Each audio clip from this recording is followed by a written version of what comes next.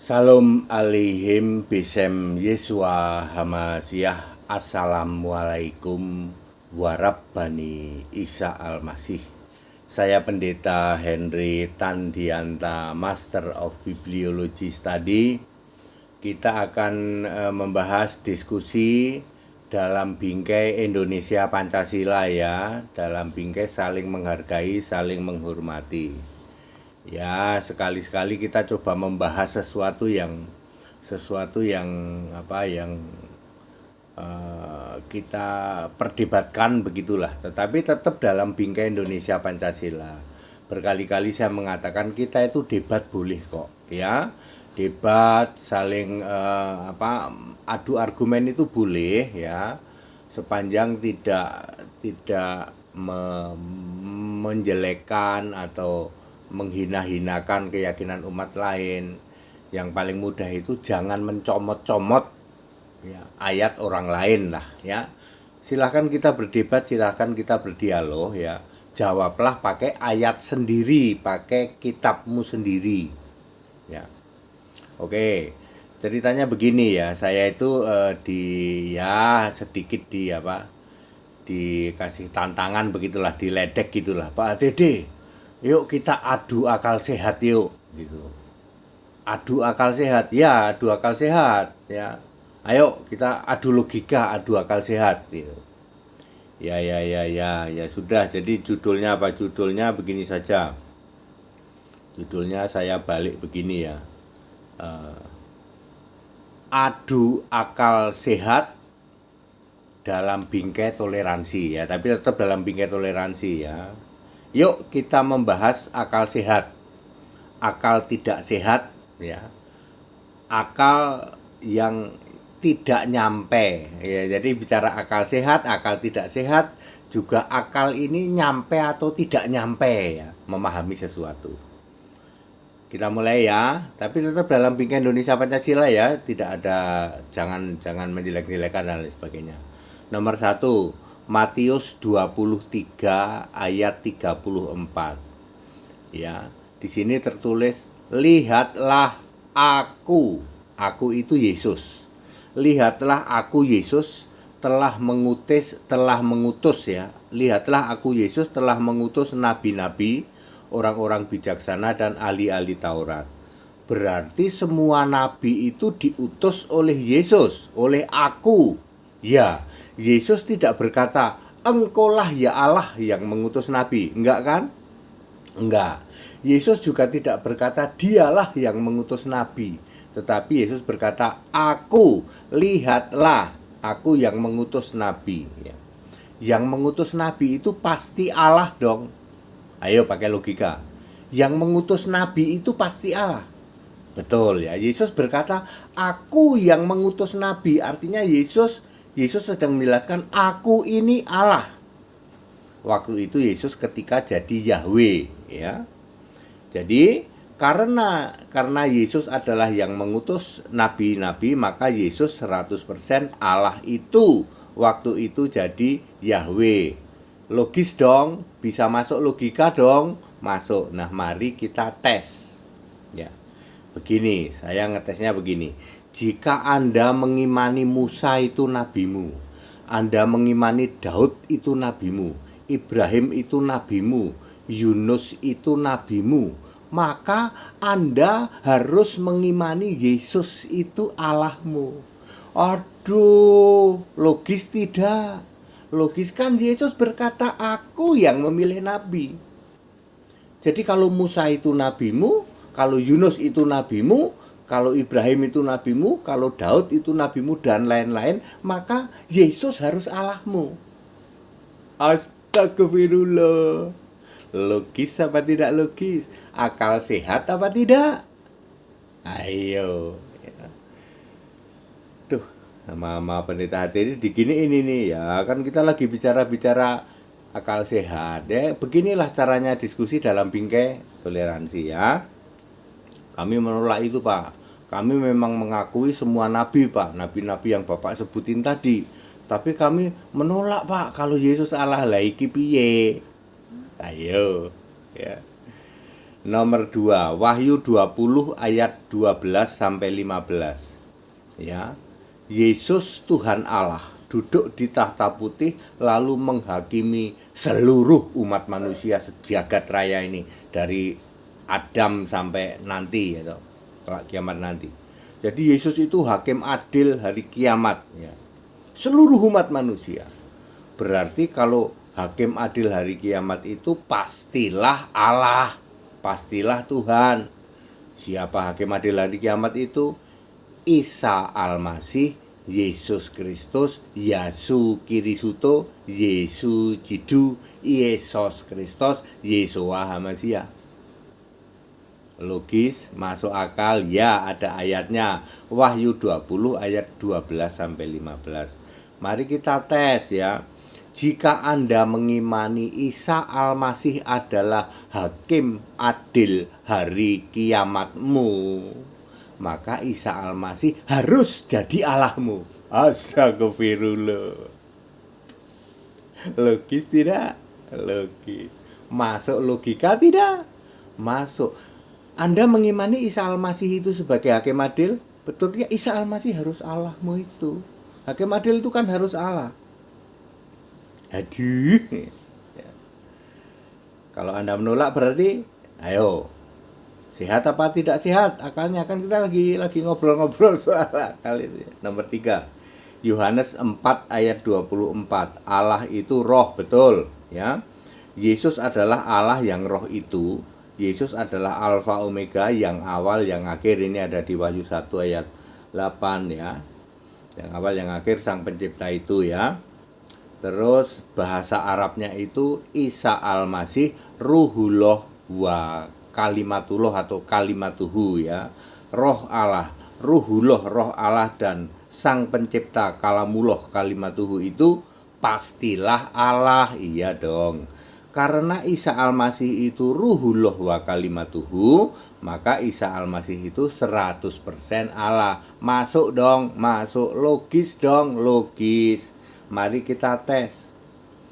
Jika Anda mengimani Isa Ruhullah wa Kalamullah atau Kalimatuhu, berarti Isa itu ruh Allah ya toh, dan kalam dan firman dan sang pencipta itu, maka Isa Al-Masih itu harus Allah Anda. Masuk dong, masuk ya. Tapi kami menolak Pak lah, kita kan sedang bicara ini ya. Logis tidak logis, sehat tidak sehat, seperti itu. Udah ya itu aja ya. Nggak bisa bantah Pak Dede. Lah iya ya. Sekarang berikut ini termasuk akal nyampe atau tidak nyampe. Kali ini tidak bicara tentang sehat tidak sehat, tapi nyampe atau tidak nyampe. Perhatikan ya. Yesus diutus tapi bukan utusan. Yohanes 12 ayat 45, Yesaya 63 ayat 8 dan 9. Nyampe enggak? Ayo. Yesus itu diutus tapi bukan utusan. Nyampe enggak memahami itu? Enggak nyampe Pak. Makanya ya, berarti Alkitab itu standarnya sangat tinggi Pak ya. Tinggi sekali. Saking tingginya kalian nggak akan nyampe. Yesus itu diutus Allah, tapi Yesus bukan utusan. Gimana Pak? Diutus tapi bukan utusan. Kami itu nggak nyampe Pak memahami itu, karena Alkitab itu standarnya sangat tinggi. Nggak akan bisa kalau hanya Anda pahami dengan yang penting masuk akal Pak. Akalmu nggak akan nyampe, tak kasih tahu. Astagfirullah. Nomor 2, Allah menjadi manusia. Allah menjadi manusia, namanya Yesus. Oh iya, tahu dong. Sementara di surga ada Allah, namanya Yesus yang duduk di tata surga. Nyampe nggak pikiranmu memahami seperti ini? Ya, Yohanes 17 ayat 12, Yohanes 1 ayat 1. Ada firman, ada Allah, ada Tuhan, ada Allah. Firman menjadi manusia, di surga ada Allah. Sama-sama namanya Yesus. Karena Tuhan dan Allah itu satu roh dan satu nama. Paham nggak? Nyampe nggak memahami begitu? Biar kami bakar menyan sambil nungging-nungging tetap nggak nyampe Pak ya. Allah menjadi manusia, namanya Yesus. Di surga ada Allah, namanya Yesus. Nggak nyampe. Biar kalian nungging-nungging tetap tidak nyampe cara memahami seperti itu. Sebab Alkitab itu punya standar sangat tinggi sebagai satu-satunya kitab suci. Astagfirullah. Santai aja kalau sama HTD ya. Ya, nomor 3. Yesus fisik manusia berdoa kepada Yesus roh di surga. Wah, nggak bisa paham kami Pak yang kayak gitu Pak ya. Allah di surga ya, Yesus Allah di surga. Yohanes 16 ayat 25 dan 26, Yohanes 14 ayat 13 dan 14. Jadi Yesus fisik manusia berdoa kepada Yesus yang roh, yang Allah di surga. Bisa memahami itu? Yohanes 16 ayat 25 dan 6, Yohanes 14 ayat 13 dan 14. Kalau memang Yesus itu Allah, Yesus itu Tuhan, kenapa Yesus waktu jadi manusia masih berdoa? Ya, Yesus yang fisik manusia berdoa kepada Yesus yang Allah di surga. Nyampe nggak pikiranmu? Nggak nyampe Pak. Makanya karena Alkitab itu punya standar paling tinggi, level paling tinggi. Pikiranmu tidak akan nyampe, tak kasih tahu. Oke. Nomor 4.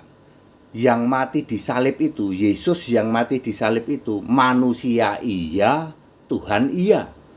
Di dalam Efesus 2 ayat 15 dan 1 Korintus 1 ayat 26. Jadi yang mati di salib itu ya, manusia iya, Tuhan iya. Tuhan dalam arti Allah yang berkarya. Nyampe nggak pikiranmu? Nggak nyampe Pak ya. Kemudian nomor 5, Allahu Ahad, Allah yang esa, Allah yang satu.